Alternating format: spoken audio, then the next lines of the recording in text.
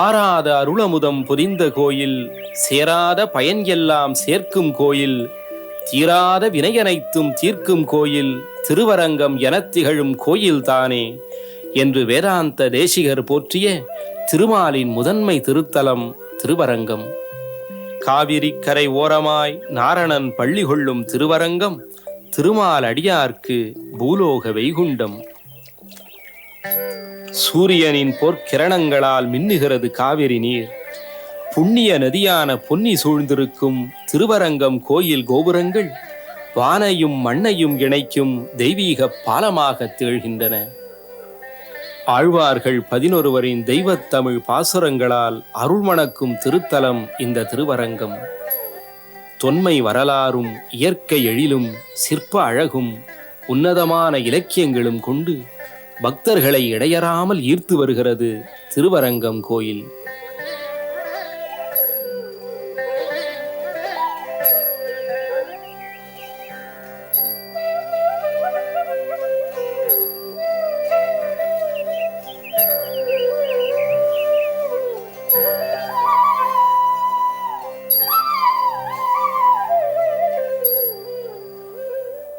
Srirangam is really a heaven on earth. You cannot have earth in heaven, but we have heaven on earth. That is why our Srirangam, the pretty island, is known as Bhuloka Vaikuntha.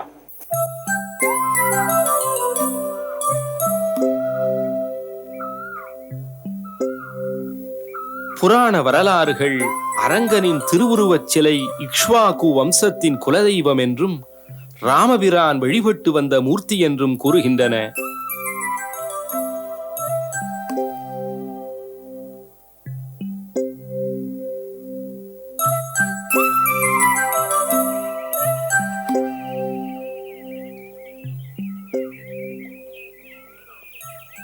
எத்தனையோ மன்னர்கள் திருவரங்கத்தில் திருப்பணி செய்திருக்கிறார்கள்.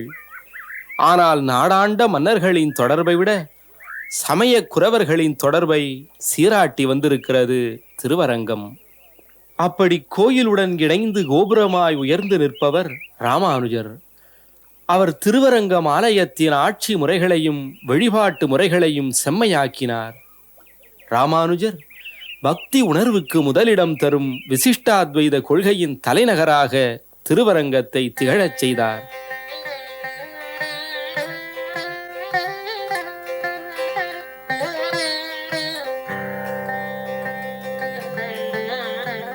தூயவன் தீதில் ராமானுஜன் என்று போற்றப்பட்ட இந்த மகானின் வாழ்க்கையில் நடந்த ஒரு சம்பவம் அவரது ஆன்மீக தாகத்தை மட்டுமல்ல, மக்கள் மீது அவர் கொண்டிருந்த பரிவையும் காட்டுகிறது.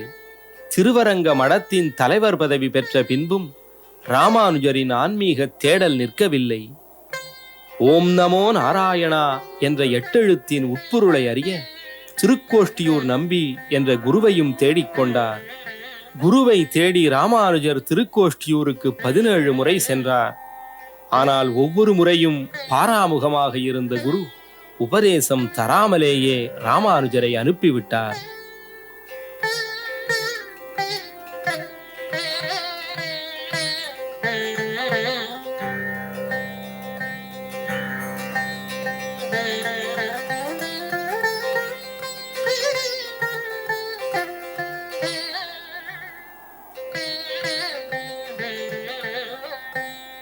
சோர்ந்து போனார் ராமானுஜர்.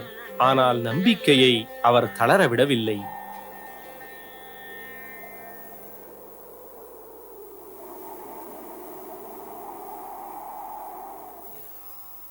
கடைசியில் குருவின் திருவுளம் உருகியது. உபதேசம் நல்கினார். ராமானுஜரின் உள்ளத்தில் ஞான ஒளி பெருகியது. தான் முயன்று பெற்ற ஞான புதையலை உலகத்தாருக்கு வாரி வழங்க புறப்பட்டார் ராமானுஜர். கோயில் கோபுரத்திற்கு ஏறிச் சென்றார். நலம் தரும் சொல்லான நாராயண நாமத்தின் பொருளை முழங்கினார். மந்திரத்தின் பொருளை பிறருக்கு அறிவிப்பது நரகம் தரும் என்ற குருவின் ஆணையையும் அவர் பொருட்படுத்தவில்லை. பிறருக்கு சொர்க்கம் கிடைக்கும் என்றால் நான் நரகம் புகத் தயார் என்றது இந்த ஞான பெரியாரின் கருணை உள்ளம்.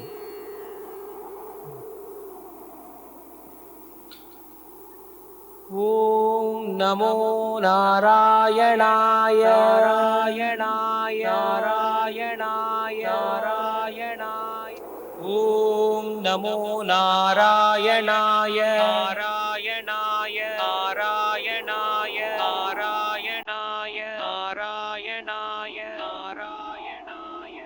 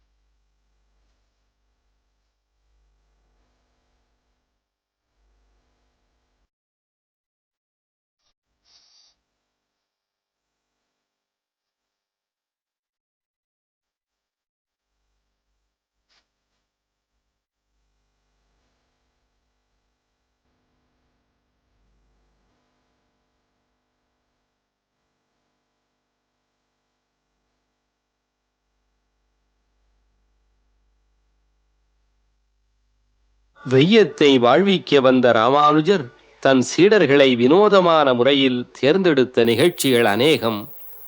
பிள்ளை உறங்கா வில்லிதாசனை அவர் சீடனாக்கிக் கொண்டதும் அப்படித்தான் நடந்தது.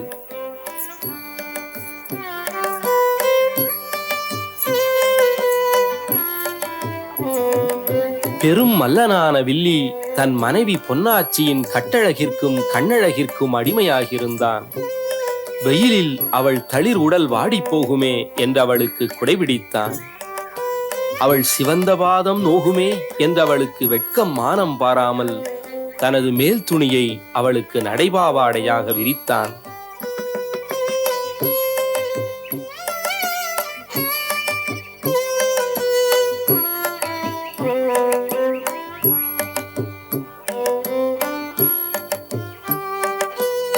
வில்லியின் மோகத்திலும் ஞானத்தின் சாயலை கண்டார் ராமானுஜர்.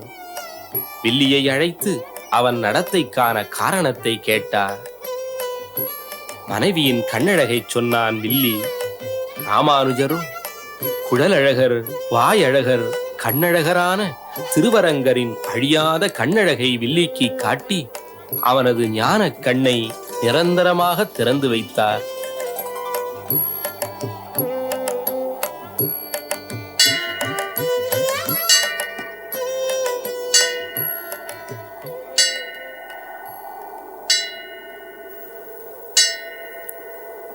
சமுதாயத்தால் ஒரு சாரார் தாழ்த்தப்பட்டதை ஏற்காத ராமானுஜர் அவர்களை திருக்குலத்தோர் என்றழைத்தார். அவர்களின் கோயில் பிரவேசத்திற்கு ஏற்பாடு செய்து வருங்கால சீர்திருத்தவாதிகளுக்கு முன்னோடியாக விளங்கினார்.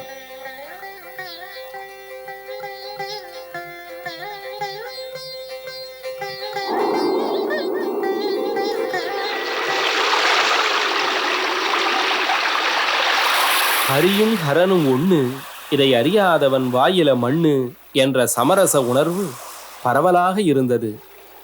ஆனால் ஒரு சோழ மன்னன் மதத்வேஷத்தால் ராமானுஜர் மீது அடக்குமுறையை ஏவினான். ராமானுஜர் மின்னார் பொழில் சூழ் திருவரங்கத்தை நீத்து மைசூர் சீமைக்கு சென்றார். ராமானுஜருக்கு கொடுமை இழைத்த மன்னன் கண்டமாலை நோயால் மாண்டான் என்று கூறப்படுகிறது.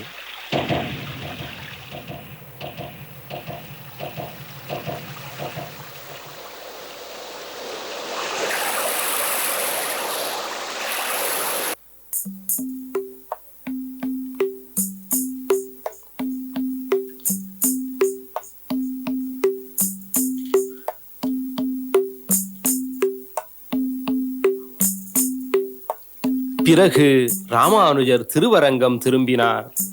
தமது அழகிய வடமொழி நூலான ஸ்ரீரங்க கத்தியத்தில் அவர் முன்பு நெக்குருகி போற்றிய அரங்க நகர் அப்பனின் அடி நீழலுக்கு திரும்பினார்.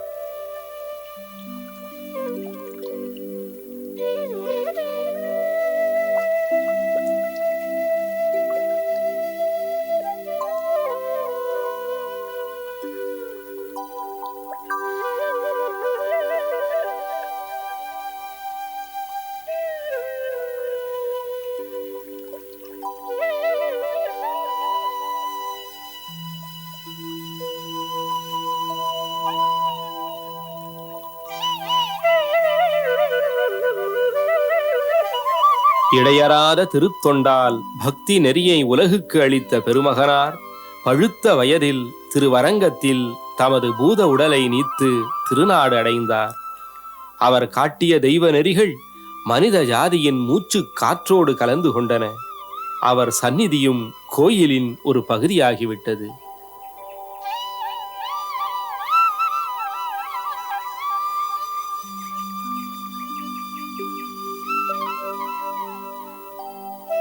ராமானுஜருக்கு பல நூற்றாண்டுகளுக்கு முன்பே திருவரங்கம் ஆழ்வார்களின் அந்தரங்க பக்திக்கு உரிய தலமாக திகழ்ந்தது. ஆழ்வார்களில் ஆண்டாள் அரங்கனுக்கு மிகவும் உகந்தவளானாள். இம்மைக்கும் ஏழே பிறவிக்கும் பற்றான் இம்மைக்கும் ஏழே பிறவி தன் சங்கத் தமிழ் மாலைகளை அரங்கனுக்கு அர்ப்பணித்ததுடன் அழகிய மணவாளனான அவனையே தன் கணவனாக வரித்து உன்னதமான பக்திக்கு எடுத்துக்காட்டானாள் ஆண்டாள். பற்றவான் நம்மையுடையவன் நாராயணன் நம்பி இம்மைக்கும் ஏழே பிறவிக்கும் பற்றவான் நம்மையுடையவன் நாராயணன் நம்பி நம்மை உடையவன் நாராயணன் நம்பி செம்மையுடைய திருக்கையால் செம்மையுடைய திருக்கையால் தாழ்பற்றி செம்மையுடைய திருக்கையால் தாழ்பற்றி செம்மையுடைய திருக்கையால் தாழ்பற்றி அம்மி மிதிக்க செம்மையுடைய திருக்கையால்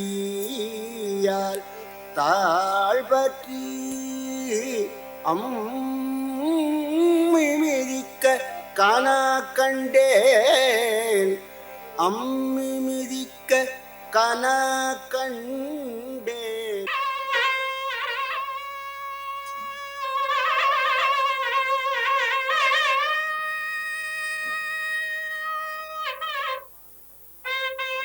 காவிரி அரங்கமா நகரை வலம் வருவது போல் காவிய பெருக்கு திருவரங்கத்தை வலம் வந்தது. கவி சக்கரவர்த்தி கம்பன் ராமாயணம் என்னும் பக்தி வெள்ளத்திற்கு தமிழ் மகாகாவியம் என்கின்ற கோயில் அமைத்து அதை அரங்கத்தில் அரங்கேற்றினான். காலகாலமாய் மனித குலத்தை பாதித்த பிரச்சனைகளை கம்பன் கவிதை ஆழமாய் நோக்கியது. ஒரு விருத்தத்தில் கம்பன் கேட்கிறான், தாய் தன் கன்றை அறியும், கன்றும் தன் தாயை அறியும். உலகின் தாயான இறைவா, நீ எல்லா உயிர்களையும் அறிவாய், ஆனால் அவை உன்னை அறிவதில்லை. இது என்ன மாயையடா, இது என்ன மாயை? இது என் கோலோ மாயை, இது என் கோலோ வாராதே வரவல்ல.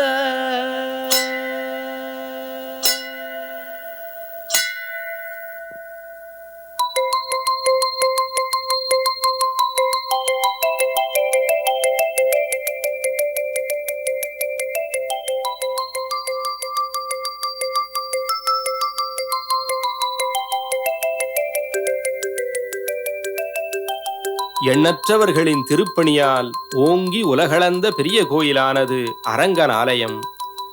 12ஆம் நூற்றாண்டில் சடையவர்மன் சுந்தரபாண்டியன் தான் யானை மீது ஆரோகணித்து அந்த எடைக்கு சமமான பொன்னை கோயிலுக்கு அளந்து கொடுத்தான்.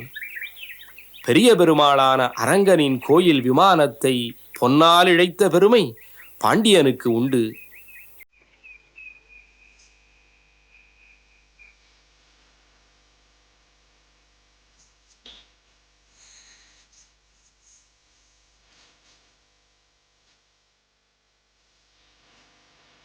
கர்நாடகத்தைச் சேர்ந்த ஒய்சல மன்னர்களாலும் கோயில் சிறப்புற்றது. குழலிசைக்கும் கண்ணனின் சந்நிதி இதற்கு எடுத்துக்காட்டு. தமிழ்நாட்டில் கர்நாடகத்தின் இதய துடிப்பாக விளங்கும் இந்த வேணுகோபாலன் சந்நிதி சிற்பங்களால் அல்ல, பூங்கவிதைகளால் புனையப்பட்டிருக்கிறது. உலக புகழ் பெற்றவை இந்த அற்புத சிற்பங்கள்.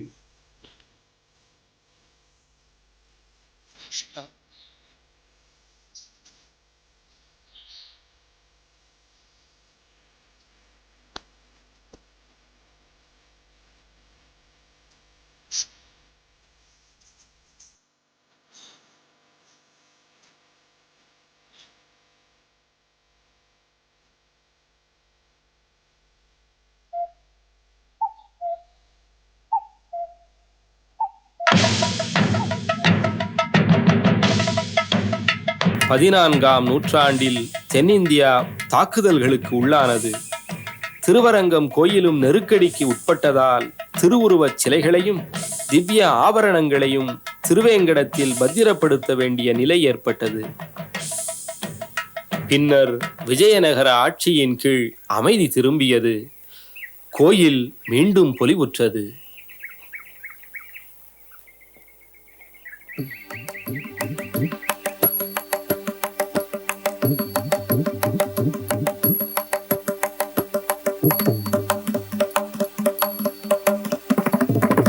அப்போது உருவானதுதான் இந்த சேஷராயர் மண்டபம். முன்னங்கால்களை தூக்கி பாய்ந்தெழும் போர்க்குதிரை சிற்பங்கள் தத்ரூபத்தின் சிகரத்தை தொடுகின்றன. உற்று பார்ப்பவர்களுக்கு குளம்படி சத்தம் கேட்டால் வியப்பதற்கில்லை.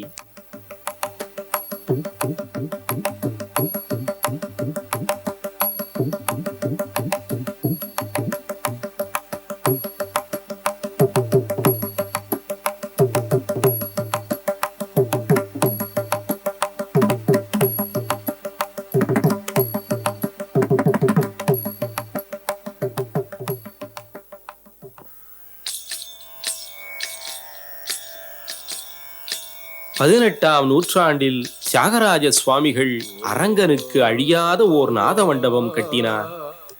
அரங்கனின் ஆலயத்தை போலவே கம்பீரமான ஓ ரங்கசாயி என்ற அவரது பாடல் அரங்கனின் நாத வடிவமாகவே திகழ்கிறது.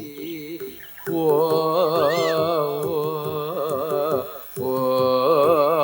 ரங்க சாயி பிலிச்சிதே ஓ ஏனுச்சு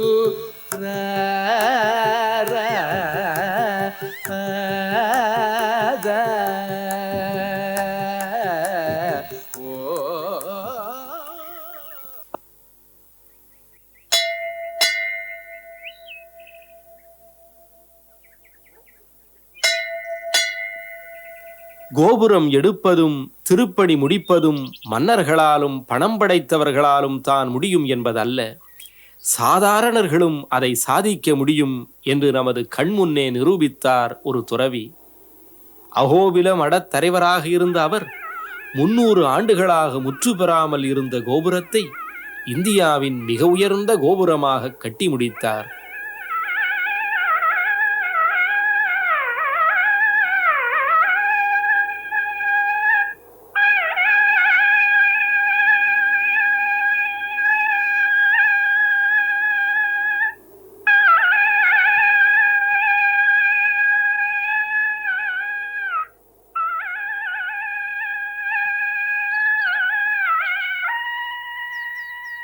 சப்த ஸ்வரங்கள் பின்னி பிணைவதால் ராகமும் பாவமும் உண்டாகி இதயத்தில் இன்பம் ஏற்படுகிறது. திருவரங்கத்தில் 7 பிராகாரங்களை கடந்து சென்று பிரணவாகாரமான விமானத்தின் கீழ் யோக நித்திரையில் ஆழ்ந்திருக்கும் அரங்கனிடம் அடைக்கலம் புகுந்தால் மனதில் ஆனந்தம் ஏற்படுகிறது. That is why our Srirangam, the pretty island, is known as Bhuloka Vaikuntha.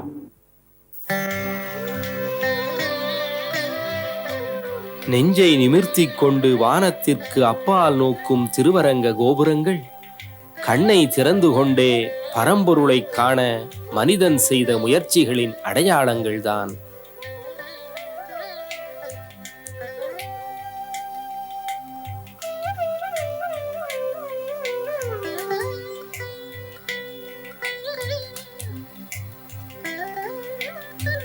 பரந்து விரிந்து நிற்கும் திருவரங்கம் கோயில் மனதின் பிடிக்குள் அகப்பட மறுக்கிறது. ஆனால் இந்த மிக விசாலமான ஆலயமும் உலக வாழ்க்கை என்னும் கடலில் ஒரு தெப்பம்தான். அதன் பயணம் இருளை விட்டு ஒளியை நோக்கி, மருளை விட்டு அருளை நோக்கி, மரணத்தை விட்டு பெரு வாழ்வை நோக்கி இன்றும் தொடர்கிறது.